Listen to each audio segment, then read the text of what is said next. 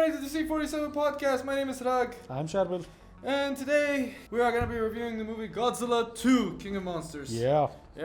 We're basically going to come into this movie as Godzilla fans, and we're two fanatics, I guess. You might be more than I am, but there are some characters like I've been waiting for big time. But just to make things quick, because there's not much to tell about Godzilla. Like, there's no spoiler here. No, there's really no spoiler. It's this yeah. movie franchise has been around since the 50s. Yeah, I guess so, maybe if not earlier.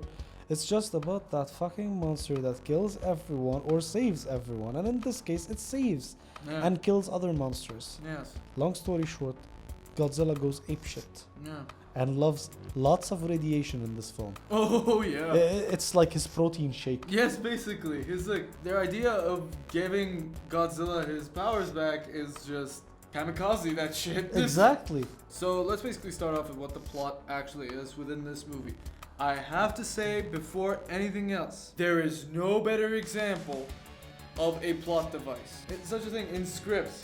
There's such a thing called a plot device. Okay? Where it's like this little thing, this little goober, this whatever, okay? This one reason where the whole movie is just like turning around and around and around and around and around. Okay. This little like thing, this echo thing that they use in order to communicate with them, right? Yeah. The kaiju, whatever the hell they're called.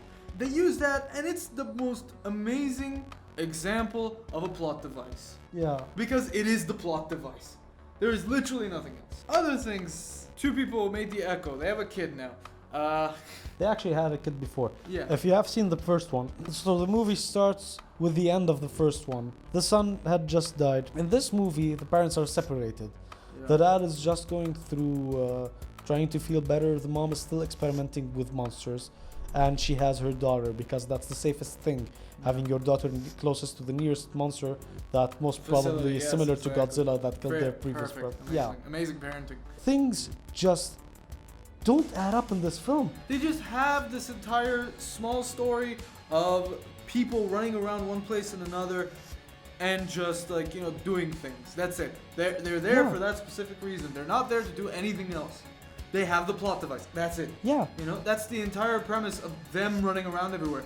Even though we're just there to watch the monsters fight. Exactly, but even there's no context for how the monsters are fighting. Like, one of the main characters, which is the mom, which is also a doctor that created the Echo with her husband, which is now separated from her, yes, was working on Mothra, and they are able to revive Mothra from its hibernation.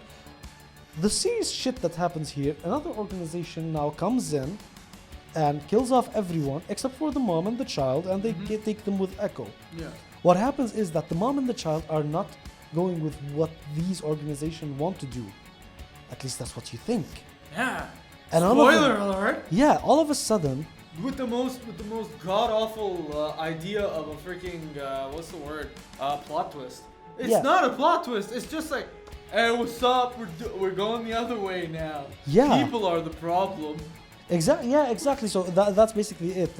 Like suddenly. It's like the mom is basically Thanos at this point. No, it's not Thanos. If you actually focus a lot on it and the way she's doing everything, it's worse than that. It's more of a Hitler kind of thing. Yes, it's even worse. The movie, the monster sequences just happen out of nowhere without you understanding how the fuck any of it happened. Sometimes it just goes like great, with great magnificent animation. Then you have Monster Zero with kind of plasticky animation, but in the foggy animations, it's like a Swedish Norwegian symphonic black metal album artwork. So it's beautiful. Oh, like that one part where King Ghidorah is just like standing on top of that mountain and just screaming his lugs out with lightning everywhere. Oh, yeah, that's that part. It was like, yes, that was beautiful. That's what I came here for. Exactly. But you know what? There were a lot of things that I did not get. I am very, very mad as a diehard Godzilla fan, where I've watched the Japanese movies, the old ones, from like the 70s and 80s and everything. What was it you didn't like? Godzilla smirking? I love the fact that there was that one point where Godzilla comes back and he's like totally fine, like rejuvenated. I had that fairy protein shake. Yeah. And then the camera shakes and Godzilla looks directly into the camera and the camera just zooms in on his face and goes like, I'ma fuck shit up. That's it. Yeah, it was very Japanesey. Yeah, but no, there's something even more Japanese which I really wanted. What Wanna know was what I wanted? I wanted Godzilla drop kicks. That's what I wanted. Did you know that the old Godzilla movies, the ones that were done with claymation, there was an actual fight between, I think it was either Mechagodzilla or King Ghidorah. I'm not 100% sure. But it doesn't matter which monster it was against. Yeah. Godzilla gets on his tail and just shoots himself towards the Yeah, game that I know. and just drop kicks him. That's the shit I wanted to see in full freaking HD. No. But no. Look, if you want me to tell you my actual opinion concerning Godzilla, I tell everyone if you want to do something, if you want to do yourself a great favor, and you want to watch a great Japanese version, go watch Shin Godzilla. Oh. Now that actually, it's like No. if anime was live Yes. action. Wanna know what I love? What that film does to you?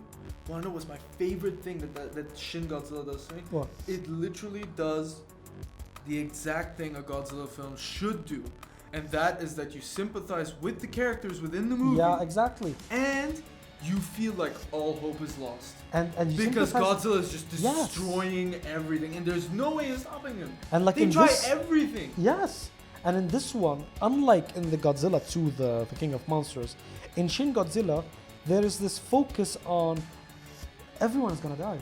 Yeah. We all need to work together to save ourselves. And by the way, one of the things that Shin Godzilla focuses on, the way they kill Godzilla in that movie, is that they overfeed it radiation and nuclear Yeah. shit.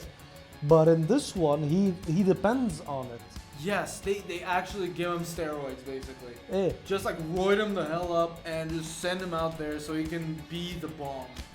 So he So- can kamikaze his way out.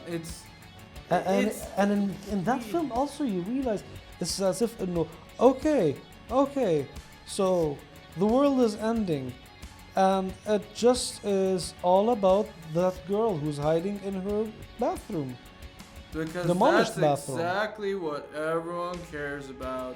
I know this movie is a science fiction movie, and I'm sorry here to say something that is actually scientific. They send out robots, like drones, to the lair of Godzilla, Ugh, which get don't even wrecked. get me started on They that. get wrecked because of radiation, Yeah. and no one can get close because of radiation. Yet the guy goes back in a small ship because God knows how he can last in the radiation more than how he should. And once he gets there, he's still in great shape. His skin hasn't melted off. Nothing is happening to him.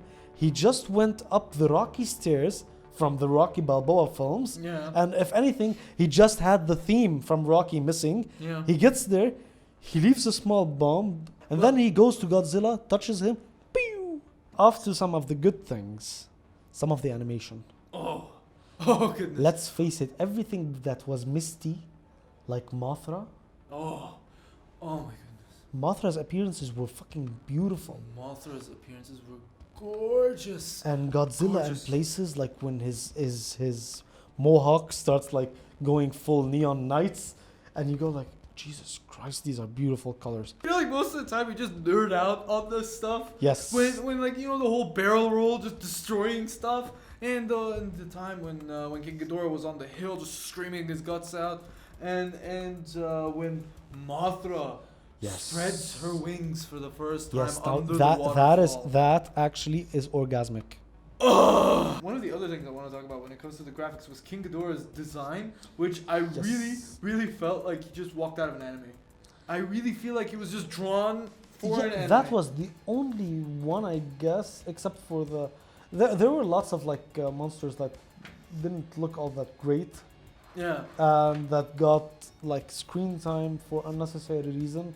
And the funny part is like all of these monsters are spread throughout the world, but at the end of the movie, all of them are in the same area and surrounding somehow. Godzilla because, hey, I'm your king, bitches. Yeah, what's up? Like, how the hell did that happen? By the way, this is one of my biggest disappointment.